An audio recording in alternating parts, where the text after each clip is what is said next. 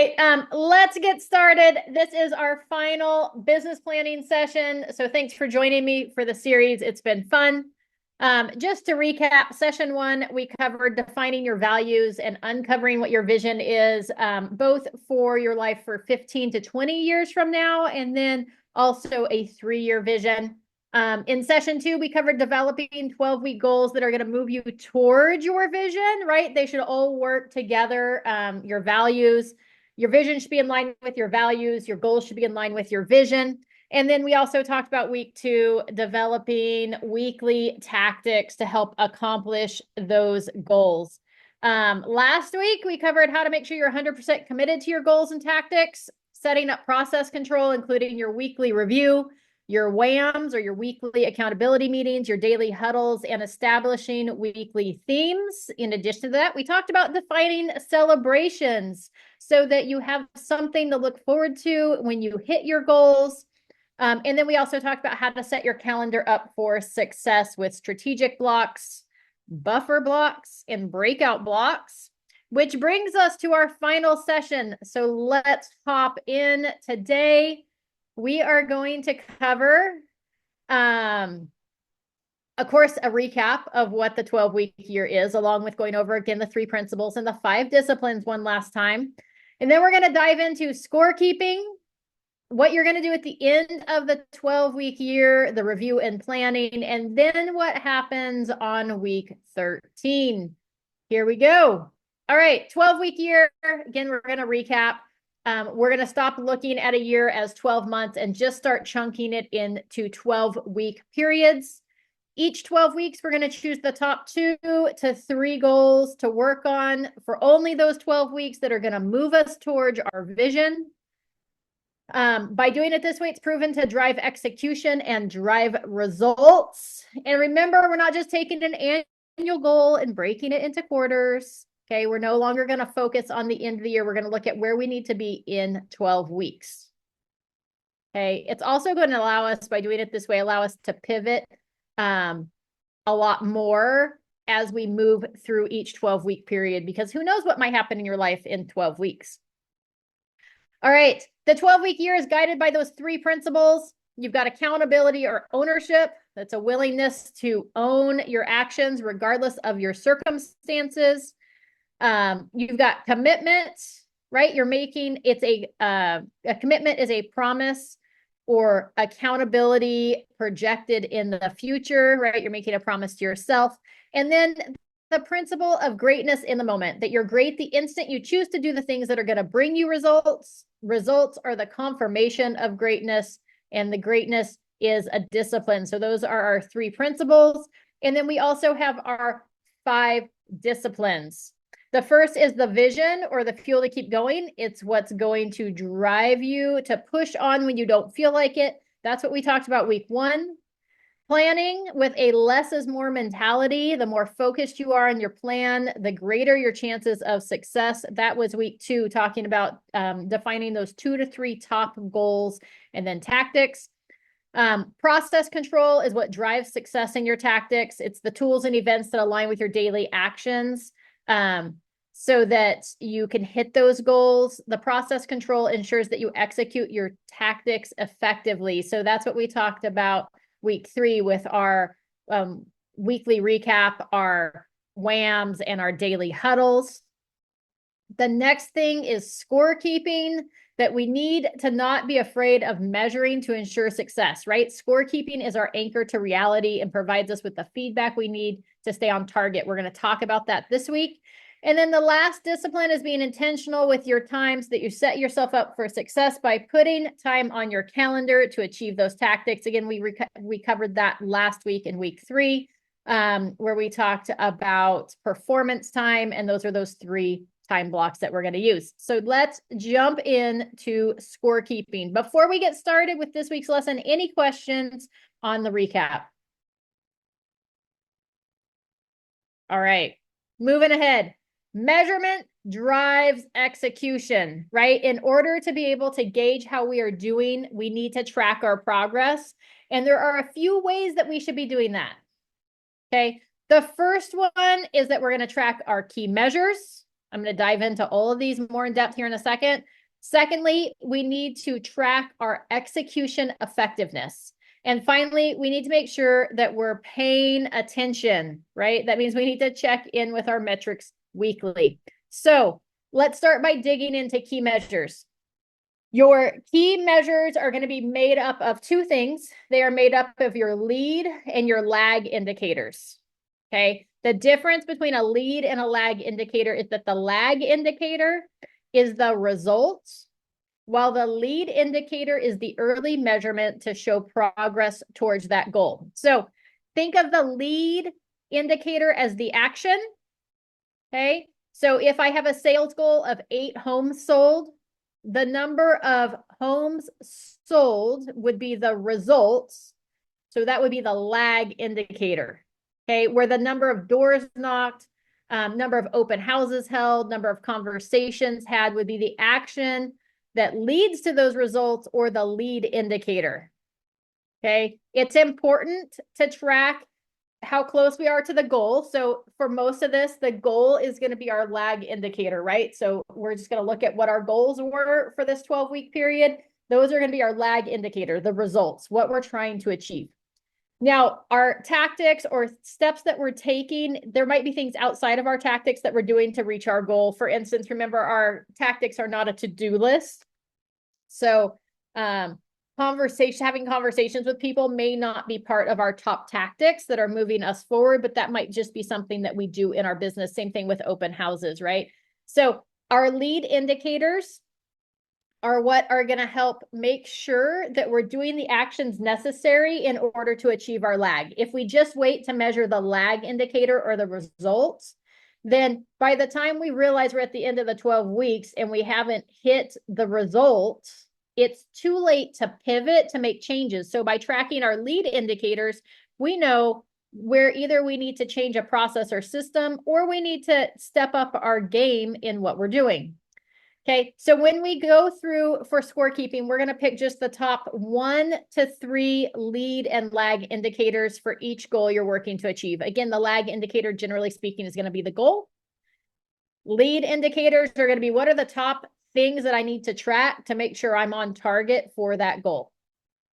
Okay, in addition to tracking them, I recommend that we post them in a public place where everybody can see them, because nothing drives accountability like keeping it in front of us and knowing that others can see our progress and also help hold us accountable. Okay, so if you have an office, like post it somewhere on your office, on your door to your office, so that people can see how close you are to hitting that goal. Okay, if you work from home, then, and you've got family or roommates or significant other, like put it somewhere and explain to them what that is and ask them to check in with you on a regular basis to see how you're doing on hitting those lead and lag indicators. Okay, you can do, remember we talked about too, like we're going to have personal goals in addition to business goals. So you're going to have lead and lag indicators for your personal goals as well. So just kind of keep that in mind, right? Okay, so here's a good example, lead and lag indicator. If my personal goal is to lose 20 pounds, the lag indicator is 20 pounds, right? That's what I'm measuring to. That's my goal. The lead indicators are going to be the actions. How often am I intending to go to the gym on a weekly basis? Right? How am I planning to change what I'm putting in my mouth? Am I tracking my macros? Am I tracking my calories? Right? So what are those things that you're doing on a daily or weekly basis that's going to lead to your results? Those are your lead indicators. Okay. Any questions about lead and lag indicators? No. All right. Scorekeeping. We are going to talk about execution effectiveness. That's the next thing that we want to measure. And that's how effectively you're actually executing your tactics. So this means you need to know if you're actually completing the tactics on your weekly plan, right? And to do that, we're going to calculate an execution score. So a couple weeks ago, we talked about our goals and our tactics. We talked about putting them on our calendar. And then we talked about, right, we're identifying, hey, what tactics do we need to accomplish this week? You know, you might have 8 or 9 tactics for each goal, but we're not going to do all of those things on a weekly basis. And some of those were like repeating things where it happened on a daily basis. Others happened on a weekly basis. Others were a one and done. So what are we planning to accomplish this week? So if I took out of those, let's say there were 3 goals with 8 tactics each, that's 24 tactics. Let's say that I had 5 tactics this week that I was going to accomplish. We're going to score us on how well we executed those tactics. Now, keep in mind that I only get to mark it done if it's 100% complete. Okay, so if I only got it halfway done, it's not done. It doesn't count. So in order to calculate our execution score, we're going to take the total number of tactics that we actually completed this week. And we're going to divide that by the total number of tactics that we were supposed to complete. So if I had 5 tactics I was supposed to complete and I only fully completed 3 of them, I would take 3 divided by 5, which is 0.6. Okay, and then you're going to multiply that by 100 to get a percentage. That'd be 60%. Okay, so that would mean that my execution score or execution effectiveness score for this week would be 60%. Okay, again, we have control over the daily and weekly activities. We don't have necessarily control over the results. So by completing the activities, that should get you the results, meaning that we need to track the activities and the effectiveness of executing those tactics. Okay, does that make sense to everybody? All right, what I would also do in addition to this, which I'll mention again later, is I would calculate out your execution effectiveness score for all the tactics. And then I would also break the tactics out by goal and calculate out the execution effectiveness by week for each goal related tactic, because we're going to need those at the end of our 12-week period. So do a total execution effectiveness and then figure out which tactics were related to which goal, and then just do those as well. So you'll have a couple different calculations that you're going to do for scorekeeping there. All right. Having the lead and lag indicators won't mean anything if you aren't actually tracking and updating your metrics weekly. So every single week, you should know where you are at in regards to those lead and lag indicators, and you should know your execution scores.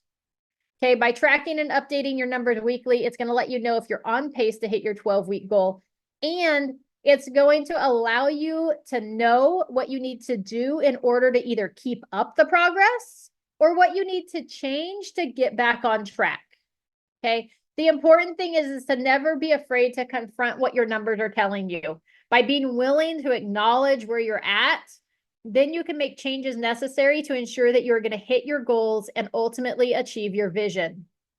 Okay, so super important, because if I know that I'm only at a 60% execution score and I'm now off target for my goal, I know that I need to step up my execution game, right? I need to make sure that I'm completing the tactics that I said I was 100% committed to doing in order to hit that goal. Now, if I'm hitting like 80 to 100% execution score on my tactics and I'm still off track to my goal, then I know that I maybe need to change what it is that I'm doing or how I'm executing those tactics. I may need to change up a script. I may need to, actually like not just open the door for an open house, but have conversations with people walking through the door. So we may need to change some of the way that we're executing those tactics in order to hit that goal, but we don't know if we're not tracking. And then remember that you're going to report out your numbers, both where you're at in regards to your lead and lag indicators and your weekly execution scores during your WAM or your weekly accountability meeting. Okay, so we're going to confront the truth, which allows us to pivot and adjust, and we're going to track and update. Okay. Along with knowing what and how to track, we should have a weekly execution routine, because weekly routines create habits, right? So if you get in the habit of holding yourself accountable through your weekly execution routine, then you're surely going to have results from your 12-week goals. So there's 3 parts to a successful scorekeeping execution routine. The first step is going to be to give yourself a score weekly for your execution effectiveness. We want to make sure that we are honest in that score. And again, if we didn't complete the task all the way, it's not done. Second, each week, we're going to complete our weekly plan. Remember, we do that at the beginning of each week.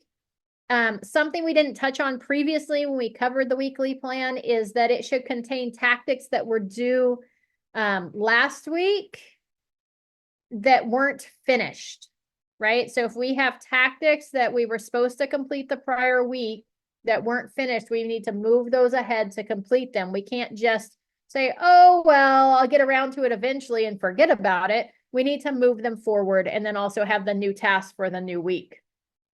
Okay, and make sure you write down that weekly plan. Step 3 is that you're going to attend your weekly accountability meeting or that WHAM meeting. Be sure to include successes, lessons learned, your scores, and what's the plan for this next week, right? Also, that's a good time during your WHAM that if you're not on track, you can let your WHAM partners know what you're committing to this week to get you back on track and update the group for progress on any prior commitments. Okay, so we can make that part of our regular weekly routine. So that's going to be part of that weekly review that we're going to do at the beginning of each and every week before we attend our WHAM meeting. Any questions?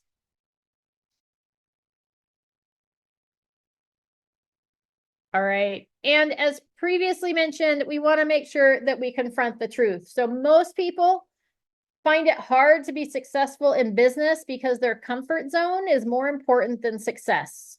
Okay, change is uncomfortable, and being honest with your results can be painful. So don't shy away from pain. Lean into it and use it to move you forward. It's not just going to help you grow your business, but you're going to grow and become a better person. Okay. Also keep in mind that each week equals a month of time in your 12-week year. So you need to make the most out of each and every week and each and every day. So at the end of each week, or at the beginning of the week, at some point, review those lead and lag indicators, review your execution score. If your execution score is below 80%, or if you're not on target with your leading or lag indicators, you need to make sure that you address the gaps. Okay, review your performance breakdown, and then you're going to make those commitments for the upcoming week. But here's the important part. Do me a favor and don't quit just because you're not scoring well. Okay, so if you're consistently like 50%, 50%, 40%, 60%, it's going to be okay. It's a new process and it's going to take some time to get the hang of both the system and the process, and just figuring out what your time looks like and how long tasks are going to take you is going to take time. So you might have like planned for 6 or 7 tasks this week in your weekly tactics, and then you only accomplished 3 of them. And it's not because you weren't using your time effectively. It wasn't because you weren't working hard. It just, those tasks took you longer than you thought they were going to take.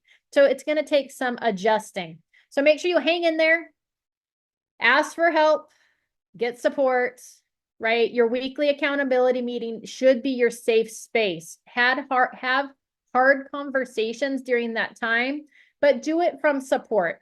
Your weekly accountability partners should not be chastising you for hitting 40% again. They should be asking how we're going to help move us forward to hit a better score the week after. Okay, so don't give up. Any questions about scorekeeping before we move on to review and planning?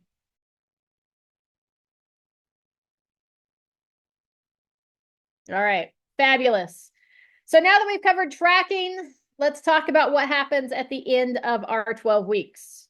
Okay, so at the end of each 12-week year, we want to take time to review the past 12 weeks and plan for the next 12 weeks, right? We're at the end of the year, so we need to review and plan.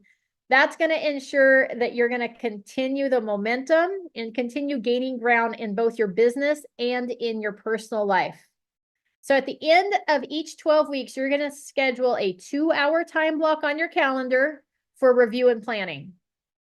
Okay, during this time block, we're going to do several things. The first thing that you're going to do in your review and planning block is that you're going to review your goals. How close did you come to hitting your goal? If you met or exceeded your goal, you're going to give yourself 100%. Okay, there's no such thing as 110% or 120%, so it's just 100%. If you didn't quite hit the goal, you're going to evaluate how close you are and give yourself a score. I recommend percentages. So, right, so if we had a goal of 6 closings and we only closed 4, then we would take 4, we're going to divide it by 6. That's going to give us 0.67. Then you're going to multiply it by 100, which gives us 67%. So if we had a goal of 6, we closed 4, our score for our goal was 67%. Okay. In addition to the goal completion score, you're also going to look at your weekly execution score. So remember we talked about the weekly execution score. I told you to do it all your tactics on the weekly basis, and then also look at them goal by goal on which tactics belong to which goals and figure out your execution score for that. Because when we do our review and planning, we're going to look at each week at the weekly tactics and what your execution score was by goal for those weekly tactics rather than all of them together. We want to get an average of our execution score for the 12-week period. So what you're going to do is you're going to add up the percentages for each week and divide them by 12 to get the average. Okay, so on my example, my weekly execution score was 60%, right? I completed like, I don't remember, like 4 out of 6 tasks or something like that. But let's say that one of those tasks was for one goal and I did that, then the weekly execution score for that one goal was 100%, whereas it may drop my weekly execution score for a different goal down to 40%. Because all the things I didn't do were all related to one goal. Okay, and then we're going to take those weekly execution scores by goal, add them all up, and then divide it by the total number that you had. If you had a week where you didn't work on any tactics towards one of your goals, then that week isn't a 0. It's not 100%. We just don't add that week in. So if you skipped a week on one of your goals, then when you add up all the percentages, you'd be dividing it by 11 instead of 12. So however many numbers you have that you're adding together, use that to divide it by. Okay. So goal review. Give yourself a completion score for your goal and an average execution score for your tactics. Okay. After you finish scoring yourself, you're going to want to spend time evaluating what worked and what didn't work, right? What insights can you draw? If you didn't have 80% or higher on your execution score, what could you do differently to achieve that standard moving forward? You're going to want to make necessary changes to improve your results. Our goal here isn't just to review our progress with relation to our business, but we also want to review our progress in how we're doing in all areas of our life. So not just here, but we're also going to look at it with regards to evaluating the 6 key areas of life. So in addition to looking at your scores, figuring out what worked and what didn't work towards your goals, you're also going to look at these 6 areas and you're going to rate each on a scale of 1 to 10, with 1 being poor, 10 being amazing. How are you doing in your spiritual life? Whatever that means to you, your key relationships or your spouse, family, business, personal, and physical, right? What areas are you pleased with? Where would you like to see improvements? What areas would you like to improve over the next 12 weeks? And remember, with regards to our personal life and these 6 areas, we still want to stick to that less is more mentality. Okay, you're not going to be able to improve all 6 areas of your life in a 12-week period. You're probably going to pick one to focus on. So if you realize that, gosh, my relationships are really lacking right now. I'm really happy with family, but my other key relationships are lacking. I'm going to spend the next 12 weeks working on that. Or it might be, I'm going to spend the next 12 weeks really focused in on my health, right? So whatever that is that you want to move forward with, we're going to include that in our planning for the next 12 weeks. Okay. All right. Next, you want to take time to review and score yourself on the disciplines of success that we've implemented during this 12-week period. So on a scale of 1 to 10, right? How did you do with creating your vision and staying connected to it? Right? And this is just for you, so be honest with yourself. The next one is on a scale of 1 to 10, how did you do with creating and implementing your 12-week plan? Scale of 1 to 10, how did you do with using the weekly plan, scoring yourself weekly, and attending your WHAM meetings? And then also, you're going to score yourself on how you did following the performance time blocks. You're going to give yourself a score on how you did with tracking your key measures, those lead and lag indicators. And you're going to then review those scores and decide with yourself what disciplines you're going to commit to leveraging more effectively over the next 12 weeks. Okay, this could be the review and planning time block, could be a good time. You may want to do it by yourself. You may want to come together with your WHAM group and do this together, not necessarily like, out loud, but just working together on it and then sharing kind of your results or where you're at. That could be a fun activity as well. So you're going to give yourself a score on each of these areas, and then you want to decide where you're going to commit to leveraging the tools more effectively over the next 12 weeks. Finally, during this time block of review and planning, you're going to take time to review your breakthroughs. Okay. You're going to describe any significant accomplishments that you had during your 12-week year. You're going to put some time and thought into what thinking would need to change in order to double your results in the next 12 weeks. And then what new actions you need to take over the next 12 weeks to achieve breakthrough. Okay, so we want to talk about breakthroughs. Once you've spent time reviewing the past 12 weeks, you're going to spend some time envisioning what life looks like at the end of the next 12 weeks. Okay, take time to imagine what your business and life look like in 12 weeks. Are you growing in your effectiveness of your execution of your tactics? Is your business growing? Are you gaining confidence? Are you enjoying the celebration that you planned, right? Just close your eyes and vision what life looks like 12 weeks from now. Both business and personal, right? What is your personal time? What does your personal life look like as well? And then I want you to write it down. That's going to be your vision for the next 12 weeks. And that should be moving us towards our 3-year vision. Then once we've had time to review, we've looked at our scores. We've talked about our key areas of life where we want to move forward. We've given us scores on our effectiveness of the tools of the 12-week year. We spent time reviewing breakthrough. We've thought about what we want the next 12 weeks to look like at the end. Then what we're going to do is we are going to put some time into and thought into planning out the next 12 weeks. Okay. In a nutshell, what you're going to do is you're going to go back to session 2 and start all over again. You're going to define your 2 to 3 top goals that are going to move you closer to your vision over the next 12 weeks. And you're going to identify the top tactics that you're going to implement to achieve those goals. If there was something that you did over the last 12 weeks, remember we talked about commitment and being 100% committed and you're only committed to 12 weeks. Let's say that you committed to doing open houses, like 10 open houses over 12 weeks, and you decided that, gosh, not only did it not necessarily help me reach my goal, I was off a little bit, but I just didn't enjoy open houses. Now's your chance to change it up. What are you going to try this next 12-week period that's going to move you towards that goal and your vision, right? So we're going to take time to define those new goals and new tactics.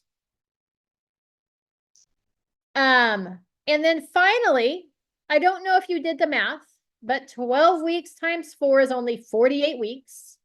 And a year has 52 weeks, which means that there's 4 weeks in the year that are unaccounted for. So when you finish your 12-week year, you should do what you want to do every year at the end of your year and take a break. Use that 13th week as your vacation week. Use the time to take a trip, Use the time for renewal, time to relax. Use this week to complete your next 12-week year review and plan so that you're ready to hit the ground running. But take some extra days off that week. Take a vacation if you earned it, right? Because that was your celebratory thing for hitting your goals. Take some time to review and plan. Use more than 2 hours and really sit down and put some thought into your plan for the next 12 weeks and use that to 13th week so that you're refreshed, you're rejuvenated, and you're ready to hit the ground running for your next 12-week period. That is the end of our business planning sessions 1 through 4. Does anybody have any questions, thoughts, or ahas?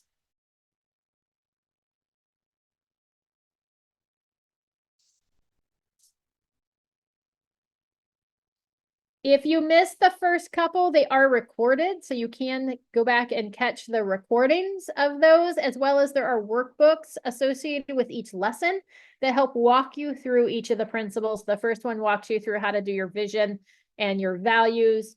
The second one helps you define your goals and then identify the top tactics. The next one, trying to think what we covered last week, talked about performance time and... Oh, I'm drawing a blank. And then this week's will walk you through this, the scorekeeping and the end of the year plan.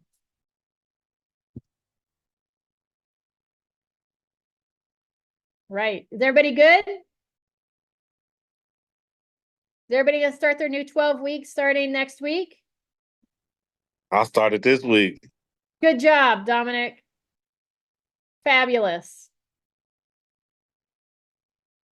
All right, fabulous. If anybody needs anything, don't hesitate to reach out at any time. I'm here for you. I'll be back tomorrow. We're talking about, I believe, the seller presentation tomorrow. Same link, 10 a.m. All right, see you tomorrow. I'm doing good. We done, or? I was just calling to see if you had got my emails so you can know when the All open right. house. Fabulous.